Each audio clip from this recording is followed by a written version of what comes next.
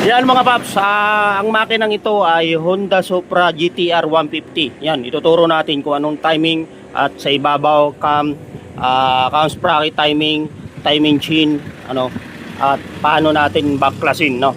Baklasin natin kasi nga lalagyan natin ng gasket na beta gasket, liquid gasket kasi luma po yung gasket niyan. Ang gagawin natin, uulitin natin yan. Ituturo ko sa inyo step by step. Mayroon yung marking dito. Ayan, kita nyo mga pap. Ang marking na yan dapat T. Yan. Kaya bubuksan natin tong head. Yan, buksan natin yan ha.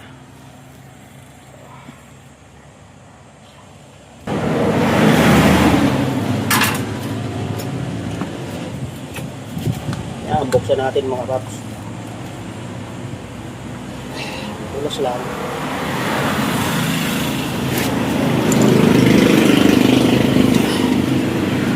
Ay.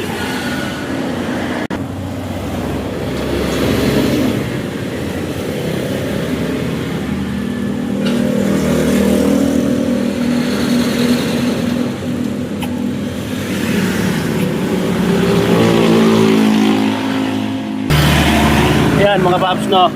Yan, naka-timing yan sa T. Ayan, no. Oh. Yan, T tapat. Yan, no. Nakatapat yan sa T. Tapos makikita nyo mga paps, oh. Ang marking nasa taas. Ayan, yun yung exhaust, intake. Ayan, oh. Intake, camshaft, exhaust, camshaft yan mga paps, ano? Ayan, na yung gasket. Ayan, tupiin natin gasket. Yan, oh. Yan ang tamang timing. Dapat yung marking makikita nyo yung T at yung dalawang cam, ayan, same lang dapat. Ayan, yung exhaust dapat pantay na pantay. Oh, yung exhaust at yung intake at yung marking tapat na tapat. At may bilang yan mga paps, no? Bilangin natin kung ilan yan mula dito sa marking. 1, 2, 3, 4, 5, 6, 7, 8. Ayan, 8 mga paps. Bilang niya sa dulo. Ayan, yung cam sprocket. 1, 2, 3, 4, 5, 6, 7, 8. O, 8, no? Ayan po, bago na po yan, pinalitan. Ngayon, ulitin lang natin, ituro sa inyo, explain sa inyo ang timing, para mas maintindihan nyo kapag kayo gumawa, Ayan, babaklasin natin yan kasi nga mga pap, hindi nalagyan ng yan, ulitin natin, no? At yung cam loop, tingnan nyo ang cam loop nito mga paps. Tingnan nyo, yung cam loop, ayan dito. Pag sa exhaust, yan, tapos sa intake naman sa taas yung cam loop, nakataas yung cam loop, dalawang cam loop. Yan, yun nyo mga paps, no? At dito man sa camshaft cover, yung cover makikita nyo naman dito may number X and exhaust R at ito pa, no? Oh, yan mga paps, no? Same lang yan dito, babaklasin natin tong ito mga paps, yung head gasket para hindi tumagas yung ito. At makikita pa rin dito ang marking, no? Tingnan yung marking yan. Yung dalawang may guhit, ayan, nakaturo. Tapos kabila naman sa intake, nakaturo pa pa ganon. May mga marking yan, no? Kaya dapat bago po buuhin o bago baklasin, ita-timing nyo. Mas maganda po kasi mga paps, ita-timing nyo muna bago nyo baklasin, bago nyo itap overhaul. Ganun po kasi diskarte, para malaman nyo kung may mali bago baklasin, no? Para maitama ninyo. Ganun ang diskarte yan, no? At may mga bolt nyo na iba't ibang haba rin. 4 Gs po yan. 1, 2, 3, 4, 5, 6, 7, 8, 8 yan, no? Yan ang Honda GTR 150. Ituturo natin ang timing, accurate timing. Yan tinatawag na accurate timing, no? Hindi po ito chino-tune up kasi nga po ano po, walang adjustable ano po ito.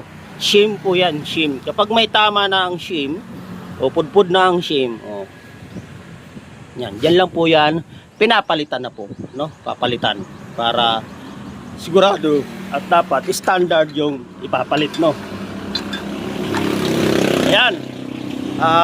Sana may matutunan kayo sa kunting tutorial, kunting explain natin ang tamang timing ng Honda GTR 150. Honda Supra GTR 150 ito mga paps. No, babaklasin natin 'yan. Ang unang binabaklas diyan ito. Yan, dalawang 'yan.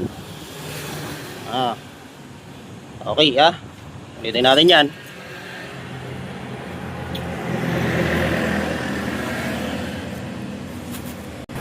Yan, baklasin natin.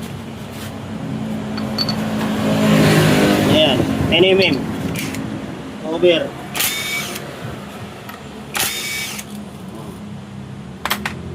Next. Luwag na lang yan mga paps.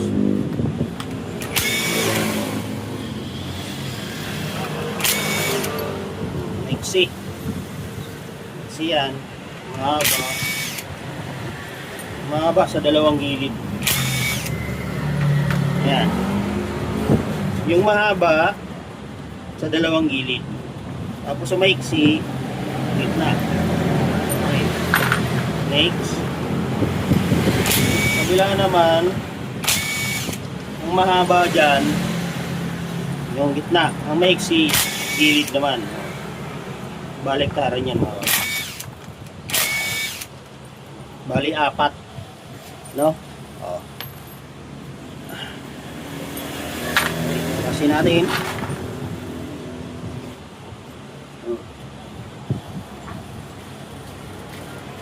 Ayan. Yung timing pin, tawagan na natin yan kasi nga mga paps, tatanggalin natin.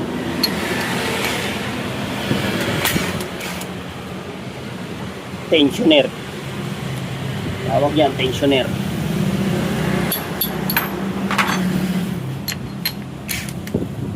Lasin natin.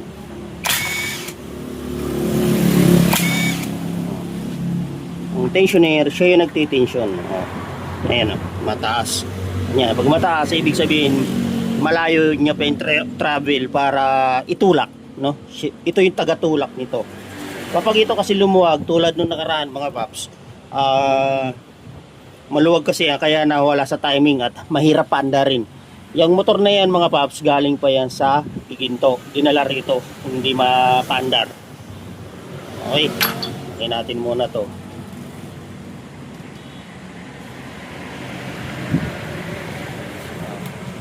Diba mga paps, ayan, talas na natin.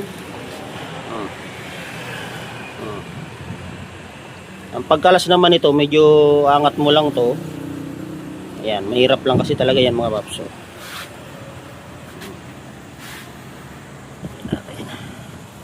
para makita ninyo, haharap natin.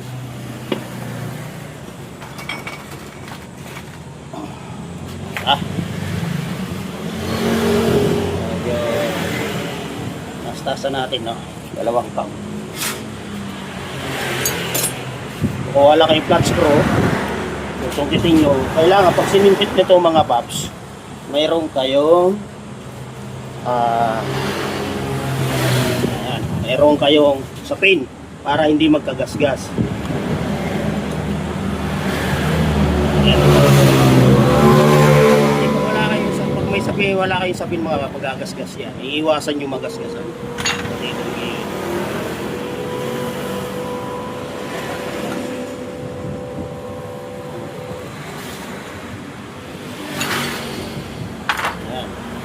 Natin, tapos baklasin natin.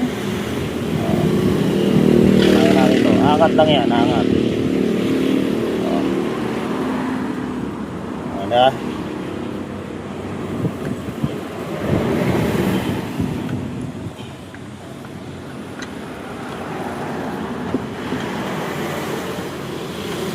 Oh.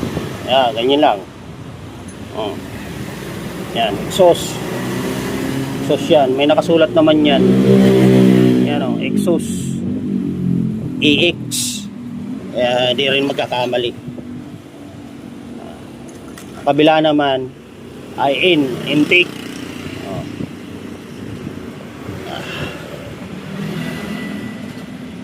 Yan. Ito. Dapat ito tatalian para hindi siya kumalas. No?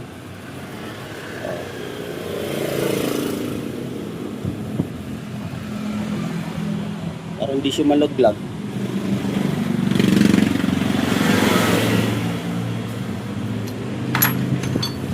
Ito, kalasin natin muna to.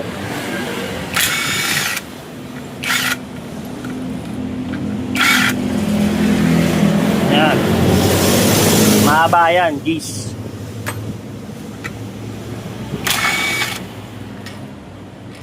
Oh. Yan, kalas yan.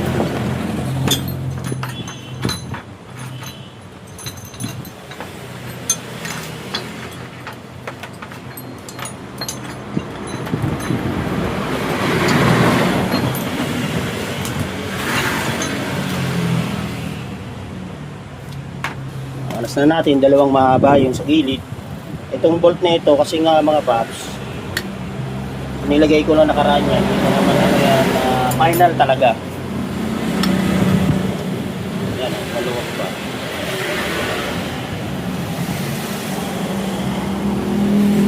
Dapat yan, may pang ano kayo. Kasi nga, mahuhulog yung bolt. Iwasan nyo mahulog sa loob. Pag nahulog yan, yari talaga ano yan.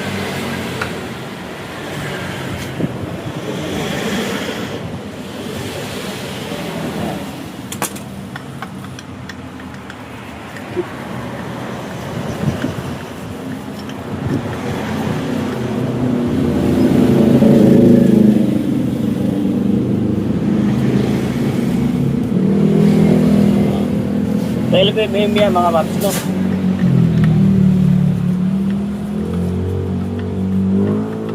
Kaya panoorin nyo lang mga paps, mga tinuturo ko. Ano, marami tayong i-upload na.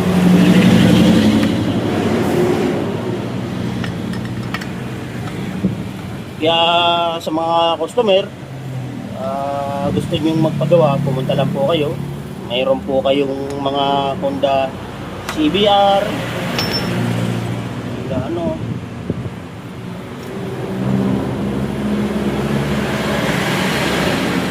ayan na.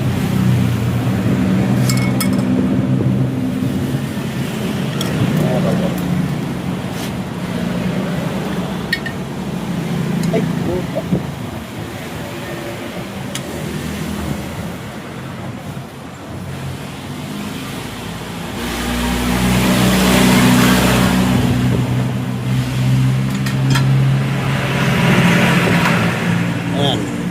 Yan, nahulog na yung mga ano. Yan, mga nabaklas na.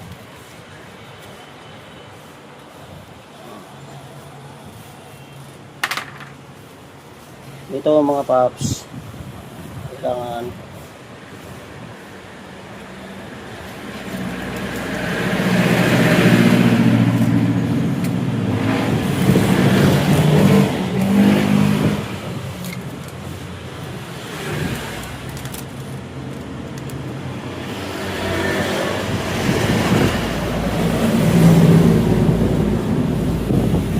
yan.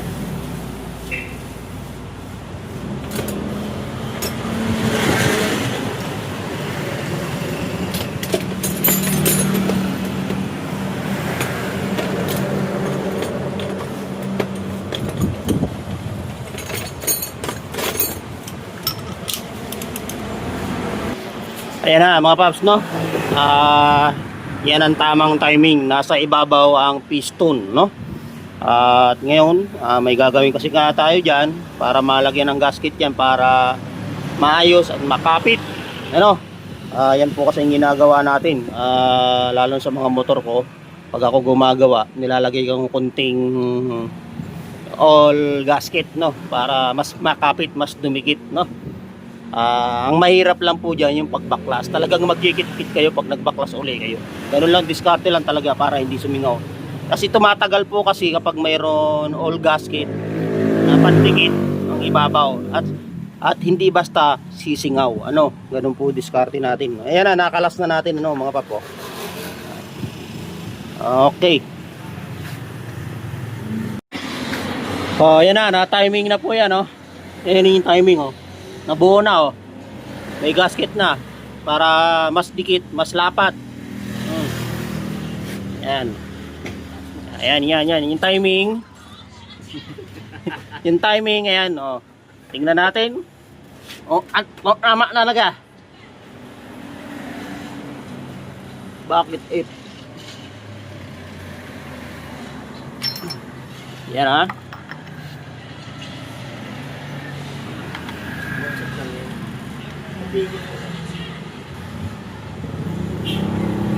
Yan, ang timing yan, mga paps, ha.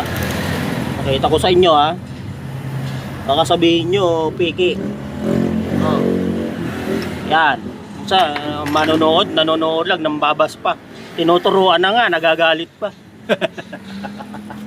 Ayan, ha. Oh. Sakto yan. Bilang, tingnan natin yung bilang.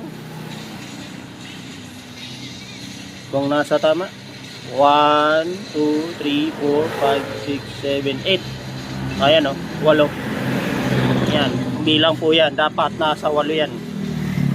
Ayan. Ito, ano. 1, 2, 3, 4, 5, 6, 7, 8. O, 8. Sakto. Timing. Exhaust. Intake. Oh. Tapos marking. Kasi kung inuunahin naman dito, malayo na yan, oh. Oh, di ba? Hindi naman pwede advance. Kung dito naman, hindi naman pwede, layo na yan. Wala na timing, lubog na yan. Ganun din dito sa taas. Lubog naman niya pag yun, oh. Kaya 8 lang dapat yan. 1, 2, 3, 4, 5, 6, 7, 8. Oh, di ba? Tapos eksakto nasa T. Ayan na. Nagkita na po yan, oh.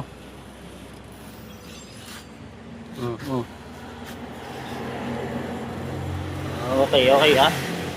Okay na, tatakpan na po yan. Naigpitan na po ito.